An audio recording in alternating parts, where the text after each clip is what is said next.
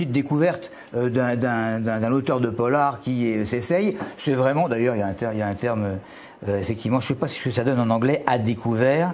Comment ça se dit à découvert? Ah, c'est pas exactement la traduction du terme anglais, mais c'était shelter, voilà, un abri. Alors, un abri, c'est bon.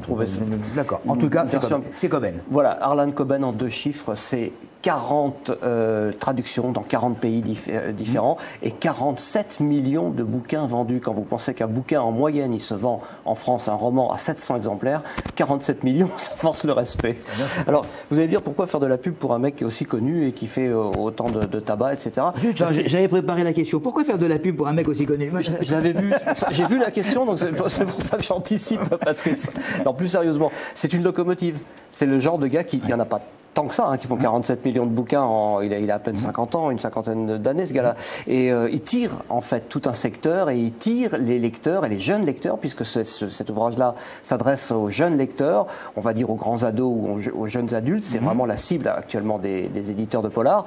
Et vous voyez que c'est un grand auteur d'ailleurs. Oui, parce qu'il y a une belle photo là, mais on ne sait pas qui est qui. Le Coben, c'est celui qui est sans lunettes et c'est vous en dessous. Voilà, on va dire ça. Alors donc il mesure 1m90. On a fait le lancement, justement, c'était une soirée qui était organisée pour le lancement de ce polar, donc qui s'appelle À Découvert, qui était organisé par Fleuve Noir, et la soirée se déroulait dans un bar à vin. Mais il ne faut pas y voir de cause à effet, pas du tout, ça n'a aucun rapport. Mais vous avez le droit de boire. Cela dit, il est très sympa, cet Harlan Coben, il fait effectivement sa promotion à l'américaine. Et pour en revenir un petit peu au bouquin, donc il a choisi des jeunes héros, vous savez, c'est le club des 5 un petit peu revisité à la sauce 2012. Donc le phénomène d'identification fonctionne à fond, et on a un jeune personnage qui s'appelle Mickey Bolitar, donc c'est son nouveau personnage, qui rentre au collège et puis qui tombe amoureux d'une petite Ashley.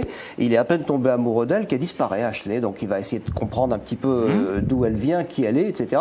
Il va chez ses parents, dans sa famille, et là, non, Ashley, on ne connaît pas, on n'a pas entendu parler. Donc à partir de ce postulat, évidemment, il y a toute une enquête qui va s'enchaîner. Ça se lit vite, ça se lit bien, c'est facile à ingurgiter, et surtout, ça donne envie aux jeunes de lire, de découvrir le polar et de se lancer dans le roman policier par ce biais-là. Alors on est évidemment à des années-lumière des auteurs que j'ai présentés jusqu'à présent, comme Franz Bartelt et autres, Hervé Lecor, mais c'est une bonne entrée en matière, je dirais, dans le monde du roman policier. Mais le héros que vous citiez il y a un instant là, il existe déjà, il l'a repris. Il a repris un héros qui existe et il en refait une série qui va plus donc s'adresser au jeune public. D'accord. Et alors, quand on discute un petit peu avec le fan club, on s'aperçoit que le jeune public va jusqu'à 50 ans et voire plus. Quand on aime Coben, on aime apparemment tous les livres d'Harlan Coben. Voilà. Bah, je suis redevenu jeune, ça va.